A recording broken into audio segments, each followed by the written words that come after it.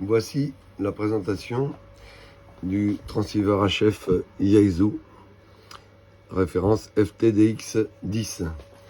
Voilà, donc l'appareil déjà vu de dos, il est fourni avec chez nous le manuel d'utilisation en français. Voici, il y a évidemment un micro avec une prise Yaesu RJ45 et cordon d'alimentation. Cordon d'alimentation 12 volts avec des fusibles 25 ampères et une petite pochette avec le support micro et un petit peu de visserie, une prise jack pour connecter les accessoires. Voilà. Sur la façade arrière, on retrouve un certain nombre de prises et un gros ventilateur, des prises USB, des prises pour un display supplémentaire, un écran supplémentaire. On peut mettre l'écran donc sur un beaucoup plus grand écran. La prise pour le manipulateur Morse, extérieur, haut-parleur, ampli linéaire, remote, évidemment la prise d'antenne en PL, SO239, la prise data, prise RS232, tuner extérieur, accessoires,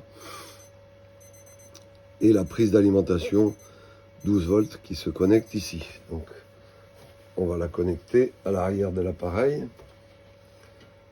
Ici, on va connecter également une antenne pour mettre en route l'appareil. Bien évidemment, il est tout mode AM/FM BLU. Le jack, enfin la prise micro se connecte ici et l'appareil se met en route ici. Voilà.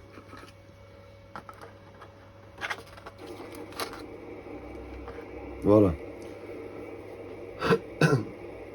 Donc vous retrouvez le grand écran que l'on retrouve également sur certains postes comme le FTDX101 et qui permet un affichage éventuellement en 3 dimensions du spectre et de la profondeur, ce qui permet de voir des signaux en temps réel à droite à gauche. Vous avez la possibilité de toute façon de faire un affichage plus classique. Vous avez la possibilité de faire un affichage unique ou multiple avec l'oscilloscope. Vous avez la possibilité de cliquer sur l'écran, éventuellement même pour recentrer la fréquence directement là où vous le souhaitez. Voilà. Le VFO permet aussi d'avoir 2 niveaux de vitesse de défilement, soit le VFO classique ici, soit la roue extérieure qui, elle, va 10 fois plus vite que le bouton central. Ça, c'est assez pratique. Voilà.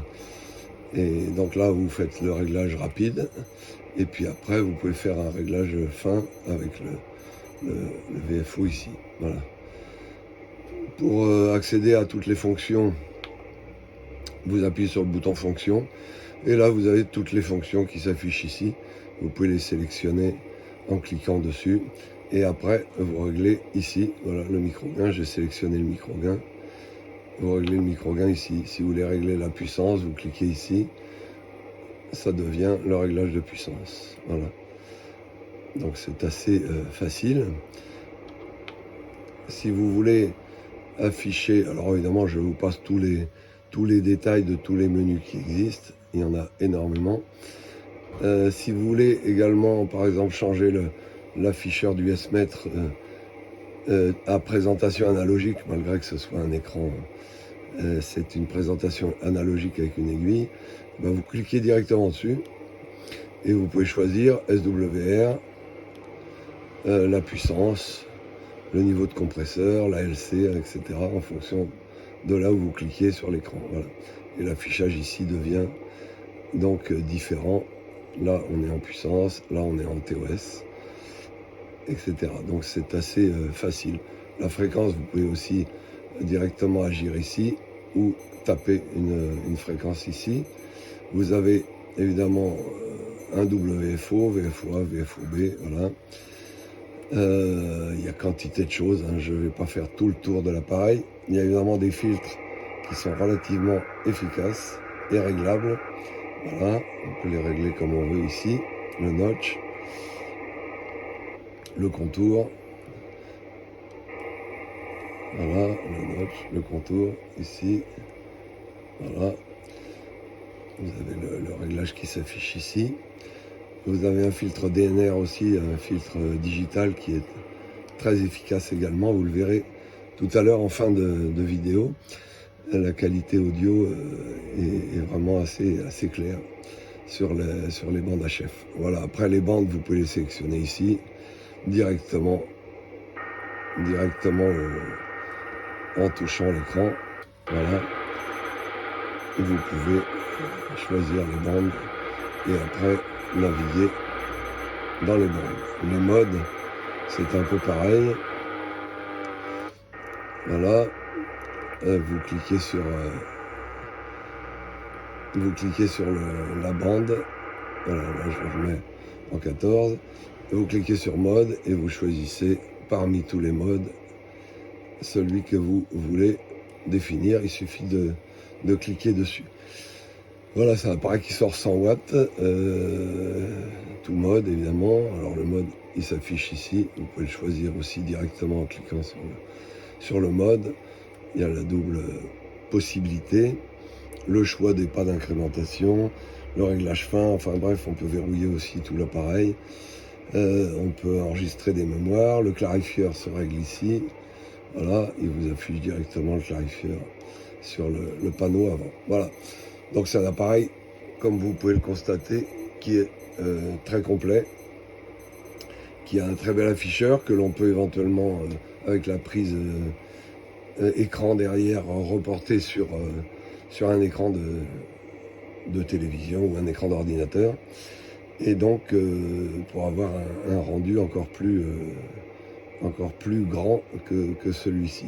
Voilà, on peut régler le pas sur l'afficheur, la vitesse. Évidemment, on a accès aussi au réglage de centrage. On peut recentrer directement ou le fixer. Donc trois dimensions ou réglage classique.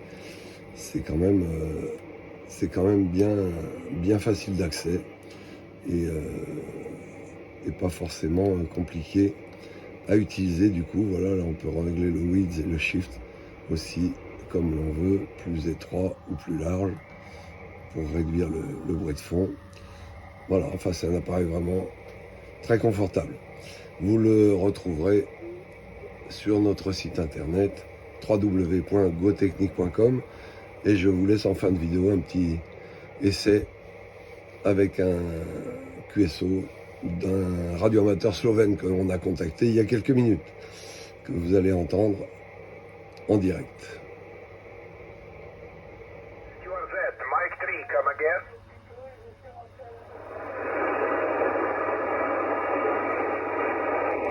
Okay, Mexico 3, Alpha Yankee Whiskey, good evening. You are a 4x5. 4x5, my name is Slavko.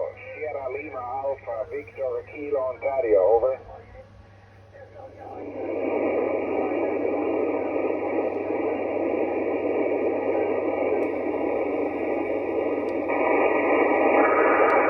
Okay, copy you now. Mike 6, Alpha Yankee Whiskey. Nice to meet you, Kieran. 73, be well. Stay safe. Bye-bye, thank you. This is Sierra 57, Delta X-Ray.